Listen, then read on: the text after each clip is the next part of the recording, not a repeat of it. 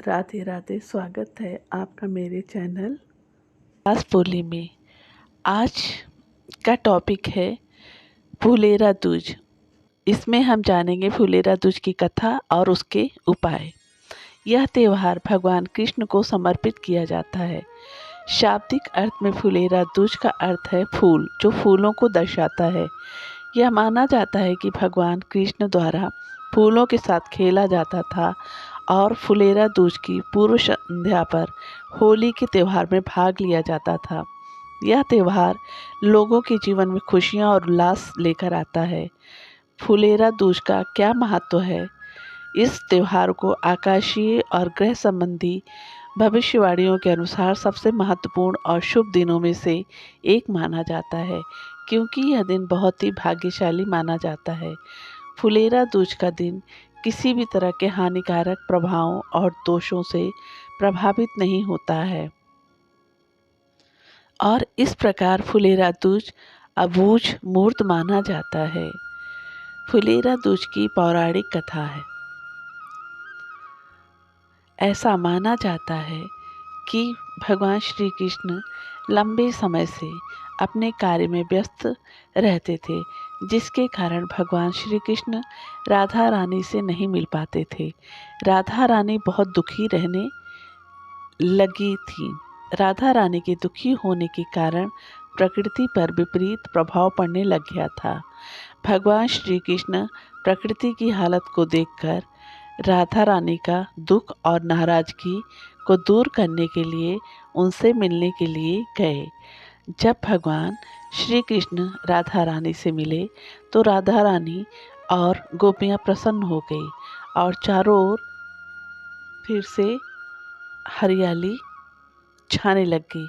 भगवान श्री कृष्ण ने एक फूल तोड़ा और राधा रानी के ऊपर फेंक दिया। इसके बाद राधा रानी ने भी श्री कृष्ण पर फूल तोड़कर फेंक दिया।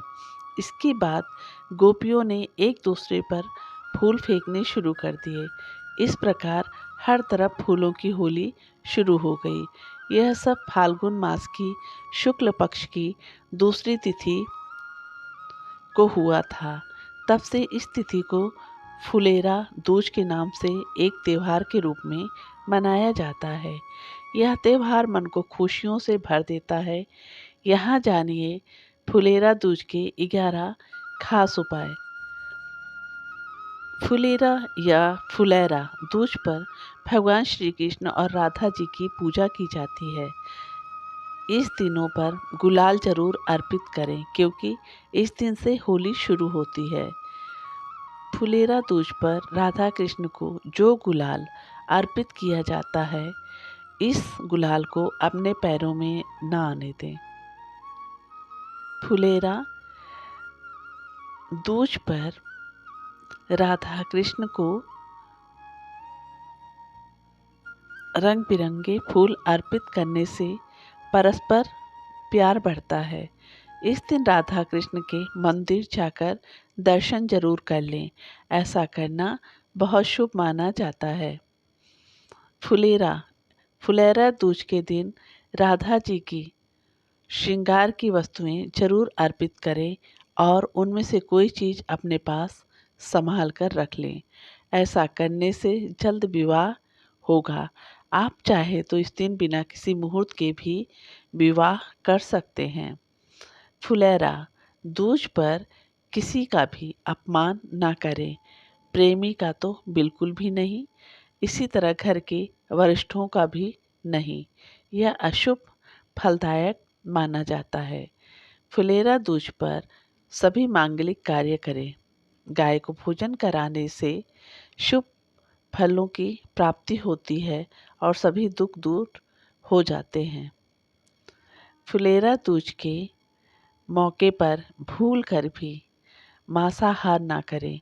इस दिन शराब के सेवन से भी दूर रहें। पूजा के बाद सात्विक भोजन ही ग्रहण करें। गाय, मयूर और छोटी बच्चिया को आहार दें। दूज के दिन किसी की भी निंदा ना करें। किसी कृष्ण भक्त का अपमान ना करें।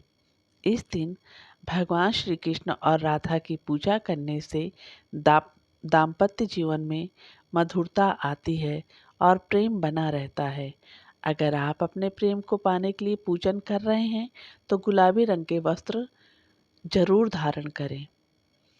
इस दिन अपने सोने के पलंग के नीचे की गंदगी साफ करके पलंग के चारों पैरों में गुलाबी धागा बांधें तथा सोने के लिए एक ही तकिए का प्रयोग करें। ढेर सारी तकिए का उपयोग ना करें। फुलेरा दूज के दिन सुबह के बाद शाम के समय रंगीन और साफ कपड़े पहनकर आनंद पूर्वक पुनः पूजन करें, क्योंकि शाम के समय किया गया पूजन सबसे उत्तम माना जाता है। पंडित श्री प्रदीप मिश्रा जी सीहोर वाले द्वारा श्री शिव महापुराण की कथा में बताए कुछ अचूक उपाय भी फुलेरा दूज के दिन ही किए जाते हैं। फुलेरा दूज और धतूरे का विशेष उपाय। मनोकामना पूर्ण करने के लिए फुलेरा दूज के दिन एक धतूरा हल्दी में भिगोकर शंकर जी के शिवलिंग पर अपने मन की अभिलाषा करके समर्पित करने से बाबा आपकी मनोकामना शीघ्रता से पूरी कर देते हैं। शादी के लिए जिन बच्चों का विवाह नहीं हो रहा है वो फुलेरा दूज वाले दिन 5 बेलपत्र, 5 शमी पत्र और एक धतूरा अपनी हथेली पे रख लें। अपने मन की कामना करके इसको अशोक सुंदरी वाले स्थान पर समर्पित कर दें। मन की अभिलाषा बाबा 3 महीने में पूरी कर देते हैं। व्यापार के लिए अगर महाशिवरात्रि की रात में 12 बजे शिवलिंग के ऊपर चढ़ी हुई धतूरे को आप किसी कारणवश सुबह 4 बजे के पहले अपने व्यापार वाली जगह नहीं बांध पाए हो तो उस धतूरे को फुलेरा दूज वाले दिन अपने व्यापार दुकान वाले स्थान पे बांध देने से जीवन में कभी व्यापार नीचे नहीं आएगा, ऊपर ही बढ़ता चला जाएगा। इस उपाय के लिए आपको चाहिए अमर बेल के 7 टुकड़े, 7 कमलगट्टे, गाय का दूध, 7 बेलपत्री, 7 समी पत्र। बेलपत्र के नीचे पेड़ के नीचे शंकर भगवान के शिवलिंग का निर्माण करना है। एक घी का दिया लगा दें। शिवलिंग के सामने विधि विधान से पूजा अर्चना कर दें और सब सामग्री भी समर्पित कर दीजिए। जब तक दिया ठंडा ना हो जाए तब तक वहीं बैठिए। दिए में उतना ही घी डालिए जितनी देर आप पूजन कर ले। जब दिया ठंडा हो जाए तो कमलगट्टे और अमरबेल के टुकड़े उठा लीजिए। शिवलिंग का विसर्जन जल में कर दीजिए। इसके बाद कमलगट्टे और अमरबेल को घर ले आएं। उसे लाल कपड़े में बांधकर कुबेर भंडारी महादेव या कुबरेश्वर महादेव का नाम स्मरण करके अपने व्यापार वाली जगह में कहीं भी रख दें। 2 से 2.5 महीने में बाबा कुबेर भंडारी आपका भंडार भरना चालू कर देंगे। एक बात का विशेष ध्यान रखिएगा कि पहले शिवलिंग का विसर्जन करना है, उसके बाद ही कमलगट्टे और अमरबेल को घर लाना है। कर्ज मुक्ति के लिए बेलपत्री के पेड़ के नीचे मिट्टी का शिवलिंग बनाएं। एक धतूरे को हल्दी में भिगोकर उसे शिवलिंग पे समर्पित कर दें। आपकी अपनी कामना करके इसी हल्दी की एक बिंदी अपने साथ में रुमाल में लगा के ले आएं और अपने व्यापार वाली जगह पे लेकर जाना प्रारंभ कर दें। कर्ज धीरे धीरे उतर जाएगा। लक्ष्मी की वृद्धि होना प्रारंभ हो जाएगी। अस्थमा या मिर्गी के लिए फुलेरा दूज के दिन धतूरे की जड़ ले आएं। थोड़ी सी जड़ को अच्छे से धोकर पीस लें और शंकर जी के शिवलिंग के पर इसे लेपन कर दीजिए। थोड़ी सी जड़ बिना घिसा हुआ को शिवलिंग के ऊपर चढ़ा दीजिए। 1 लोटा जल पानी चढ़ा दीजिए। अब इस जड़ को लेकर घर आ जाए।